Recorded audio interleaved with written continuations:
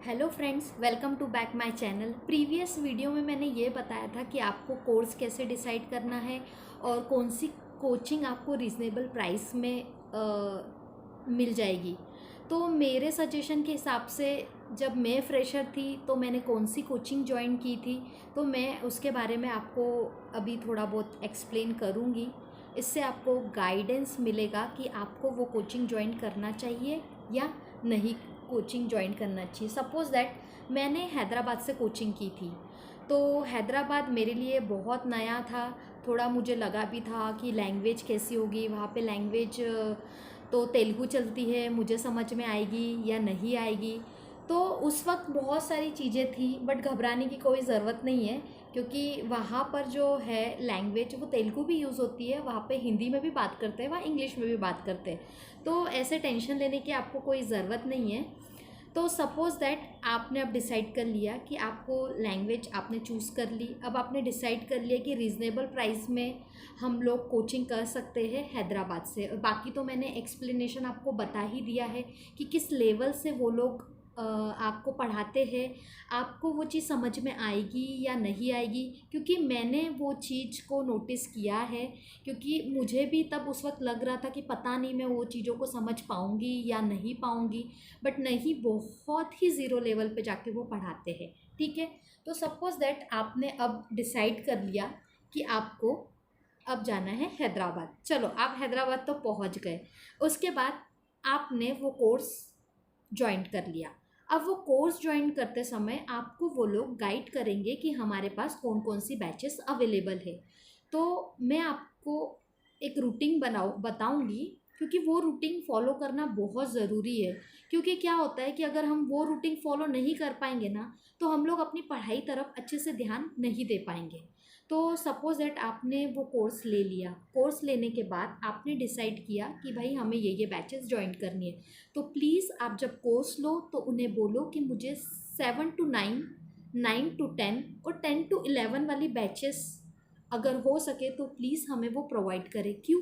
क्योंकि जब ऐसी मॉर्निंग से लेके तो 1 o'clock तक के बैचेस मिलती है, तो उसमें आप कैसे कंटिन्यू आप वन बाय वन मतलब एक लिंक बनी रहती है। ऐसा नहीं कि आज सुबह 7 बजे एक कोचिंग है, क्लास है, वो जो भी आपने पैकेज लिया है, एक सुबह 7 बजे है तो दूसरी रात के 7 बजे हो। ऐसे से क्या होता है कि है ना, लिंक टूट जाती है।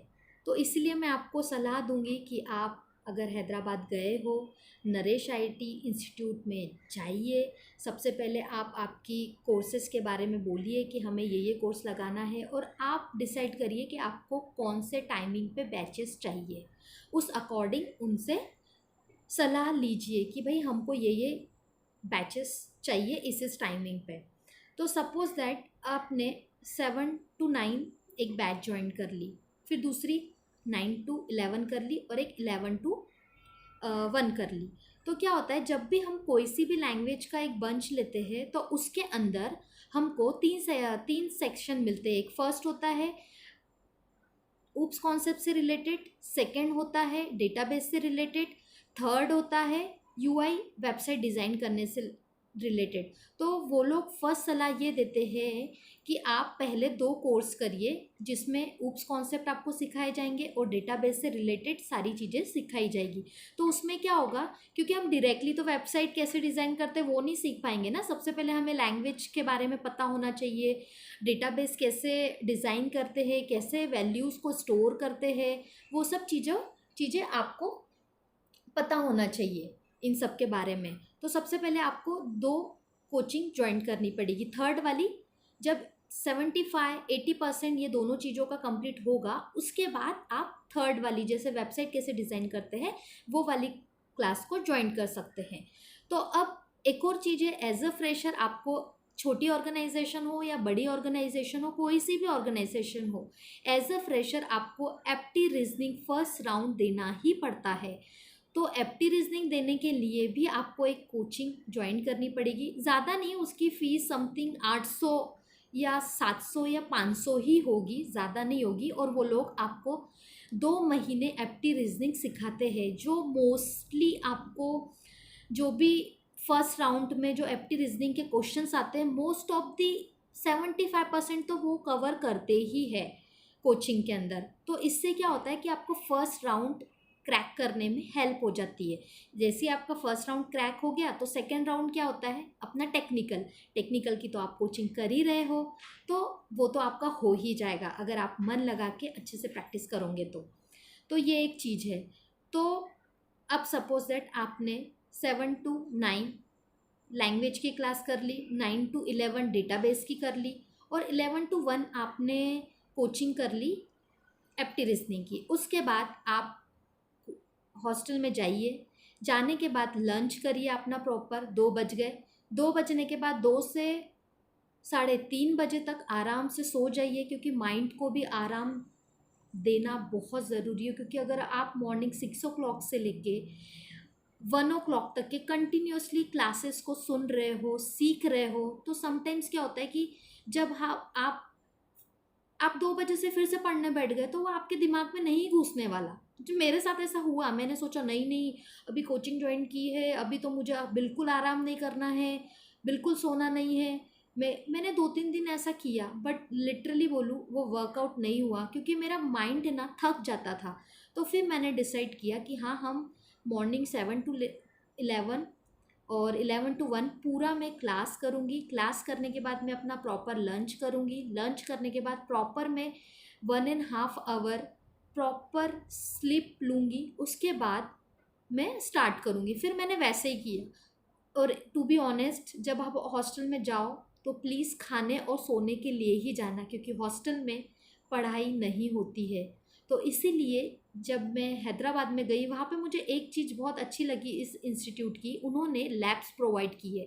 आप कोई सी भी लैंग्वेज में कर रहे हो, जावा कर रहे हो, .NET कर रहे हो और पाइथन कर रहे हो, तो सबके लिए उन्होंने लैब प्रोवाइड करके रखी है। तो वो लैब मॉर्निंग 9 o'clock से लेकर नाइट 9 o'clock तक ओपन होती है, और वहाँ पे मेंटोर भी होते हैं।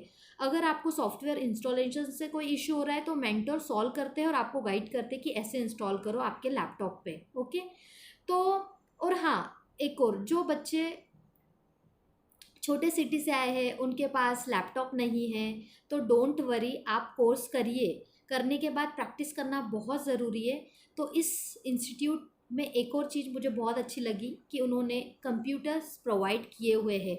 जिन बच्चों के पास लैपटॉप नहीं है वो लैब्स में जाके, लैपटॉप नहीं है तो उन लोगों ने वहाँ पे कंप्यूटर्स दिए हैं, वहाँ जाके प्रैक्टिस करिए। अगर कुछ प्रॉब्लम आ रही है तो वहाँ मेंटोर होते हैं, तो वो आपको गाइड करते हैं। तो ठीक है ना, विदाउट लैपटॉप भी आप सॉफ्टवेयर डेवलपर बन सकते हो। ऐसा नहीं है कि आपके पास लैपटॉप ही होना चाहिए। आप वहाँ पर उन्होंने वो सब चीज़ों का भी ध्यान रखा है कि जो बच्चों के पास लैपटॉप नहीं है वो वहाँ पर जाकर अपना प्रैक्टिस कर सकते हैं, क्योंकि एज अ सॉफ्टवेयर डेवलपर बनने के लिए प्रैक्टिस करना बहुत ज़रूरी है। और प्लीज़ मेरी एक और रिक्वेस्ट है आपसे कि जब आप कोचिंग ज्वाइन कर लो तो प्लीज़ एक भी दिन मिस मत करना। हर एक क्लास 2 घंटे का होता है, 2 घंटे का क्लास होता है। 2 घंटे में वो बहुत सारी चीज़ों को एक्सप्लेन करते हैं। अगर आप एक दिन भी मिस करते हो ना तो आपकी लिंक टूट जाएगी और आपको बाद में समझ में नहीं आएगा कि अरे ये टॉपिक तो हमने पढ़ा ही नहीं है, अब ये टॉपिक का तो आधा टॉपिक चल रहा है। तो प्लीज़ आप जब भी वहाँ पर जाइए तो प्लीज़ प्रॉपर अपनी क्लास अटेंड करिए और वहाँ पे सारी चीज़ों को सुनिए, और जो पढ़ाया जा रहा है उसी दिन प्रैक्टिस करिए। क्योंकि आप जब टीचर के साथ प्रैक्टिस करते जाएंगे, जैसे आज पढ़ाया और आज ही प्रैक्टिस की, तो आपके माइंड में वो चीज़ें है ना घुसते चले जाएगी। तो आपको टेंशन लेने की ज़रूरत नहीं होगी, आपका कॉन्फिडेंट लेवल बढ़ते जाएगा कि नहीं हम तो साइड बाय साइड प्रैक्टिस कर रहे हैं। तो प्लीज़ प्रैक्टिस ज़रूर करना, और आपके पास 3:30 बजे से लेकर रात के 9 बजे तक का टाइम होगा, उसमें आप तीनों सब्जेक्ट की आराम से प्रैक्टिस कर सकते हो। और 9 बजे लैब बंद होती है। बाकायदा हॉस्टल में जाइए, अपने फ्रेंड्स फैमिली वालों से बात कीजिए, डिनर कीजिए और प्रॉपर 10 बजे सो जाइए। आप इतना ही रूटीन फॉलो करोगे ना तो लिटरली बोल रही हूँ, आप बहुत सक्सेसफुल और बहुत जल्दी डेवलपर बन जाओगे। क्योंकि हाँ, और एक और चीज़, आप प्लीज़ जब आप क्लास कोचिंग कर रहे हो तो सोशल मीडिया से प्लीज़ दूर रहिए। क्योंकि सोशल मीडिया एक ऐसी चीज़ है कि अगर हम एक वीडियो देख रहे हो या फिर कुछ देख रहे हो तो हम लोग है ना एक और करते करते हम 2-3 घंटे कहाँ वेस्ट कर देते हैं, हमें ही पता नहीं चलता है। तो इसीलिए अगर आप इतने दूर घर से जा रहे हो तो प्लीज़ प्रॉपर 6 महीने आप कोचिंग करिए और अपना सारा कंसंट्रेशन अपनी कोचिंग और अपनी लैंग्वेज जो सिखा रहे हैं उस पे दीजिए। क्योंकि पता है एक बार मौका मिलता है, बार बार ये मौका नहीं मिलता है, क्योंकि हम घर से इतने दूर आए हैं तो कुछ अचीव तो करना बनता ही है। तो प्लीज़ थोड़े दिन 6 महीने सोशल मीडिया से थोड़ा दूर रहोगे तो कुछ नहीं होगा, आपकी ही लाइफ बनेगी। क्योंकि जब मैं कोचिंग कर रही थी मैंने फेसबुक व्हाट्सअप सब कुछ डिलीट कर दिया था। बस मेरी पढ़ाई, मेरी कोचिंग और पेरेंट्स से बस बातचीत करना, हाँ ठीक है सही, सब सही चल रहा है, बस इतना। बाकी मैंने किसी से कांटेक्ट नहीं रखा। जब मेरे 6 मंथ कंप्लीट हो गए, मुझे जॉब लगी एज अ फ्रेशर, उसके बाद फिर मैंने सोशल मीडिया का अकाउंट वगैरह सब कुछ फिर रीओपन किया, ताकि नाउ अब मैं मेरे सही ट्रैक पे चल रही हूँ। अब साइड बाय साइड मैं ये भी कर सकती हूँ। क्यों? क्योंकि एक सोशल मीडिया एक ऐसी चीज़ है जो बहुत डिस्ट्रैक्शन होता है, उससे बहुत डिस्ट्रैक्शन होता है। इसीलिए जब भी आप कोर्स करने जाओ तो प्लीज़ सोशल मीडिया से दूर रहो, जो करने गए हो उस पर कॉन्सेंट्रेशन करो। मेरा वीडियो बनाने का यही मोटो था जो मैंने किया एज अ सॉफ्टवेयर डेवलपर बनने के लिए, वो आप भी फॉलो करिए और आप इस पाथ पे जाओगे तो आप ज़रूर एक सॉफ्टवेयर डेवलपर बनोगे। और एक और चीज़ उस कोचिंग की ये है कि वहाँ पर सारे बैकग्राउंड के बच्चे आते हैं, ईएनटीसी हो, मैकेनिकल हो। तो वहाँ के टीचर्स का जो पढ़ाने का तरीका होता है ना, वो ज़ीरो लेवल पे होता है। वो लोग ये एज्यूम करके सोचते हैं कि सारे बच्चे ज़ीरो है, इनको कुछ नहीं पता, इनको कुछ नहीं पता। तो इससे क्या होता है कि मैकेनिकल ब्रांच वाले हो या अगर बैकग्राउंड वाले हो, उनको बहुत हेल्पफुल होता है। क्योंकि सीएस वालों को तो पता है क्लास क्या होती है, वेरिएबल क्या होते हैं, इंटीजर्स क्या होते हैं, बट बाकी फील्ड वालों को नहीं पता। तो वो ये सब चीज़ों के बारे में सोच के ही स्टूडेंट को गाइड करते हैं और बहुत अच्छे से पढ़ाते हैं। वहाँ का माहौल आप देखोगे ना, आप रियली बहुत लाइक करोगे।